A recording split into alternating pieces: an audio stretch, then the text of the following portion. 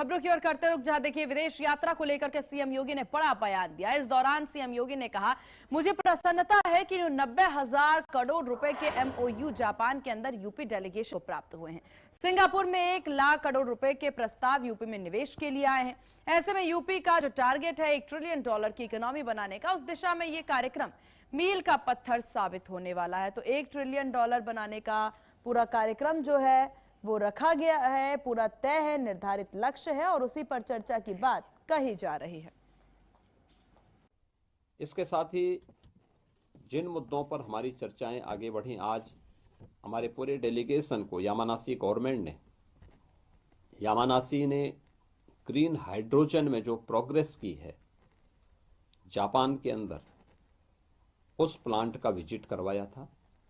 हम लोगों ने ग्रीन हाइड्रोजन एनर्जी की संभावना, क्योंकि ग्रीन हाइड्रोजन पानी जहाँ अच्छा होगा वहाँ ग्रीन हाइड्रोजन की संभावना उतनी ज़्यादा होगी। और उत्तर प्रदेश इस देश का सबसे समृद्ध क्षेत्र है, पर्याप्त जल संसाधन हमारे पास हैं। और इस विषय पर ज्यादा जानकारी के साथ संवाददाता पुनीत मोहन लगातार हमारे साथ बने हुए हैं। पुनीत, देखिए अभी हम जिक्र ही कर रहे थे उत्तर प्रदेश के विकास को लेकर के और यहाँ पर इन्वेस्टमेंट को लेकर के। जब सीएम योगी आदित्यनाथ जापान और सिंगापुर दौरे का जिक्र कर रहे हैं, लक्ष्य क्या है उनका? $1 ट्रिलियन टारगेट की बात वो करते नजर आ रहे हैं और उसकी दिशा में काम होता भी दिख रहा है कहीं ना कहीं। देखिए, जिस तरीके से मुख्यमंत्री योगी आदित्यनाथ 2017 के बाद मुख्यमंत्री जैसे ही बनते हैं, उनका जो सबसे बड़ा फोकस रहता है वो उत्तर प्रदेश को औद्योगिक प्रदेश में बनाने का और सीधे तौर पर उत्तर प्रदेश में ज्यादा से ज्यादा निवेश लाने का रहता है। आप देखिए कि इस दिशा में लगातार प्रयास भी वो करते हैं। औद्योगिक विकास में पहले अगर कोई घराना, औद्योगिक घराना यूपी में कोई इन्वेस्ट करना चाहता था, कोई निवेश करना चाहता था, कोई फैक्ट्री इत्यादि लगाना चाहता था, तो एक भारी भरकम कागजी प्रक्रिया से गुजरना पड़ता था। उदाहरण के तौर पर अगर मैं समझा दूं तो कई विभागों से एनओसी लेनी पड़ती थी।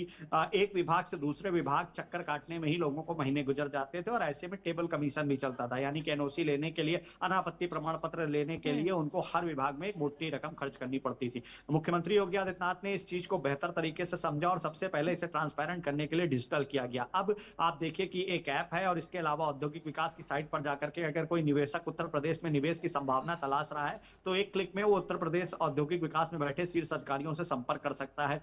सरकार उसकी पूरी मदद करती है, जल्दी से जल्दी उसको एनओसी दिलाई जाती है। इतना ही नहीं, इसके अलावा उसे यहाँ पर इंडस्ट्रियल एरिया में प्लाट इत्यादि दिलाने में भी काफी छूट प्रदान करी जाती है और काफी टैक्स में भी छूट प्रदान करी जा रही है, ताकि ज्यादा से ज्यादा औद्योगिक घराने उत्तर प्रदेश की ओर आकर्षित हो और ज्यादा से ज्यादा निवेश उत्तर प्रदेश में आए। आप देखिए, ठीक है पुनीत, जब हम जिक्र यहाँ पर निवेशों को लेकर के कर रहे हैं, 2017 के बाद अभी तक उत्तर प्रदेश में क्या कुछ तस्वीरें बदली हैं औद्योगिक क्षेत्र में?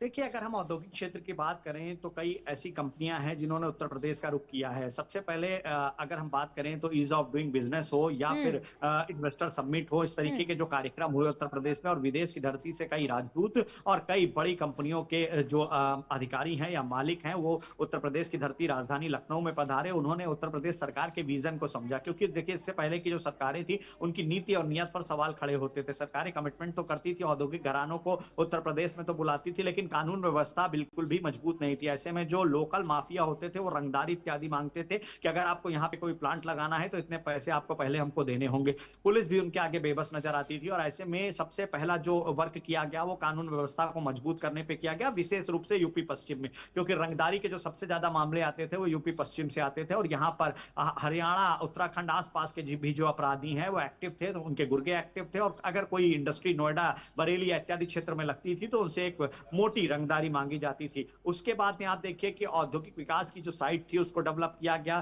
ट्रांसपेरेंट किया गया ताकि भ्रष्टाचार को खत्म किया जा सके और कई अधिकारियों का सस्पेंशन हुआ, कई कमीशन मांगने वाले अधिकारियों पर कार्रवाई करी गई और इसके बाद इंडस्ट्रियल हब बनाना शुरू किया गया। आप देखिए कि किस तरीके से यूपी के बांदा में कई हजार एकड़ में इंडस्ट्रियल हब बन रहा है, नोएडा में इंडस्ट्रियल हब बनकर के तैयार है, कई कंपनियां कार्यरत है। इसके अलावा एक्सप्रेस वे की कनेक्टिविटी को बढ़ाने पर फोकस किया गया। लगातार एक्सप्रेस वे पर काम करते हुए सरकार ने 2 से 3 एक्सप्रेसवे ऐसे शुरू किए जो लगातार जरूरी थे अपने पहले ही कार्यकाल में। फिलहाल अब तो उत्तर प्रदेश में तकरीबन 7 से ज्यादा एक्सप्रेसवे कार्यरत हैं और 3 बिल्कुल अपने अंतिम चरण में है, यानी कि 10 एक्सप्रेसवे उत्तर प्रदेश को इस साल के अंत तक मिलने की बिल्कुल। और या ये 2027 देखा जाए पुनीत, ये ओवरऑल विकास हम जरूर जिक्र कर रहे हैं, औद्योगिक क्षेत्र में हम जरूर जिक्र कर रहे हैं, लेकिन क्योंकि आप ग्राउंड जीरो पर मौजूद हैं और आप जरूर यहां पर देख भी रहे होंगे तस्वीरें बदलते हुए, ना केवल बड़े तौर पर बल्कि बहुत छोटे छोटे तबकों पे भी हम विकास की तस्वीरें देखते हैं। फिर चाहे उत्तर प्रदेश के खान पान की बात कर ली जाए या फिर यहां पर मेक इन इंडिया के नाम पर जिस प्रकार से जो छोटे छोटे बिजनेस थे उनको ज्यादा से ज्यादा, लघु उद्योगों को ज्यादा से ज्यादा बढ़ावा देना, ये भी उत्तर प्रदेश के विकास में एक बड़ी भूमिका निभाती है। जी बिल्कुल सीमा, जिस तरीके से सरकार वन डिस्ट्रिक्ट वन प्रोडक्ट लेकर के आई थी, ये काफी सक्सेसफुल प्लान रहा उत्तर प्रदेश सरकार का। और उत्तर प्रदेश में जो जिले हैं उनकी जो खासियत है, एक अलग पहचान उनको मिली। चाहे हम भदोही के कालीन व्यवसाय की बात कर लें, चाहे बरेली इत्यादि में जो कांच का व्यवसाय होता है, चूड़ी का व्यवसाय होता है, उनको इंटरनेशनल लेवल पे एक अलग पहचान दिलाने का पूरा प्रयास किया गया। इसके अलावा वन डिस्ट्रिक्ट वन प्रोडक्ट के बाद में वन डिस्ट्रिक्ट वन फूड पर भी काम किया गया, यानी कि जो एक हर जिले में, उत्तर प्रदेश के हर जिले में एक खाद्य पान की चीज फेमस है, उसको कैसे ग्लोबल लेवल पे ले जाया जाए, कैसे देश दुनिया को समझाया जाए कि उत्तर प्रदेश का खान पान भी काफी बेहतर है। और इस पर भी सरकार सार्थक प्रयास कर रही है। जिस तरीके से निवेश को बढ़ावा देने के लिए और यहाँ के लोगों को स्वावलंबी बनाने के लिए सरकार लगातार प्रयासरत है। आप देखिए एमएसएमई के तहत बहुत से लोगों को लोन दिए गए। सरकार ने अभी बजट में इस बात को प्रस्तुत किया था कि हमने कितने हजार करोड़ के लोन बांटे हैं ताकि लोग अपने पैरों पर खड़े हो सके। देखिए उत्तर प्रदेश के युवा को केवल सरकारी नौकरी दे करके मजबूत नहीं किया जा सकता। उत्तर प्रदेश का जो युवा है वो काफी क्रिएटिव माइंडेड है और अगर ऐसे में सरकार उसका सपोर्ट करती है, फाइनेंशियल उसका सपोर्ट होता है और सरकार उसके साथ कदम से कदम मिलाकर के खड़ी होती है, तो वो रोजगार करने की बजाय रोजगार देने वाला। ठीक है पुनीत, आप नजर बना के रखिएगा, आगे और भी विषयों पर जानकारी आपसे लेंगे।